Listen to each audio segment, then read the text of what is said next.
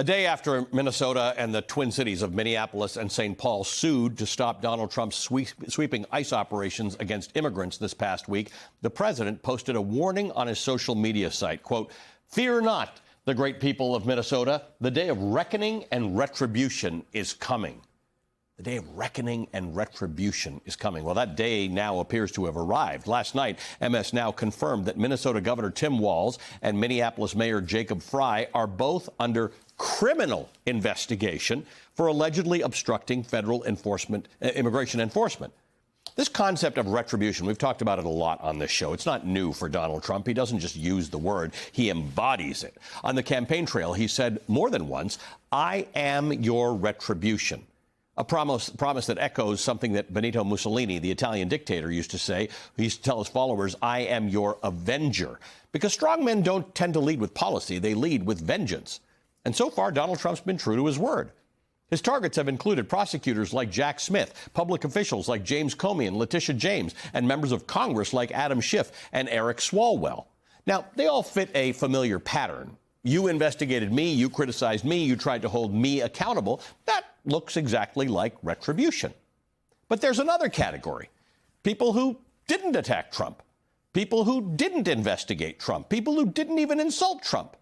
People like the United States Senator Mark Kelly of Arizona, the Federal Reserve Governor Lisa Cook, the Federal Reserve Chair Jerome Powell, whom Trump himself appointed to the job despite his constant lies that Biden did. What did those people do? They stood in Trump's way. They stood up for independent institutions. They occupied positions that are supposed to be insulated from political obedience. They said, "My fealty doesn't belong to you." Punishing that sentiment is not exactly retribution. What it is discipline, which is a key component of authoritarianism. Authoritarianism does not stop with your enemies. It moves on to mere obstacles. The goal is to reshape the state so that no one can ever say no again, from federal prosecutors all the way down to a smiling woman protesting ICE raids peacefully in Minneapolis until she gets shot. That is how democracies don't collapse in a single moment. They erode. First, you punish your perceived enemies. Then you go after your critics. Then you remove the referees. Then you teach everyone else what happens to people who resist. And suddenly, silence spreads. Acquiescence becomes the norm. This is not about Trump. It's about whether power belongs to a person like it does to a king, or whether power resides in a system of laws powered by the citizenry, powered by us.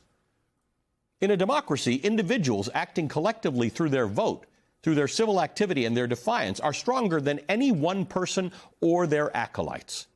In an authoritarian system, individuals are crushed for the institutions of one man. And so that is now the fight. This will simply not be about red versus blue or left versus right. This will be about the rule of law versus the rule of fealty and discipline. And we will fight this, not with rage or violence, but by refusing to accept it, by refusing to normalize it, by defending through protest and civic action and voting the independence of the courts, the independence of the regulators, the independence of journalists, the independence of the satirists and the comedians and the teachers and the librarians and the civil servants, by voting like those institutions matter, by understanding that the first people targeted are never, ever the last, and by understanding that now they are coming for all of us who will not succumb, all of us.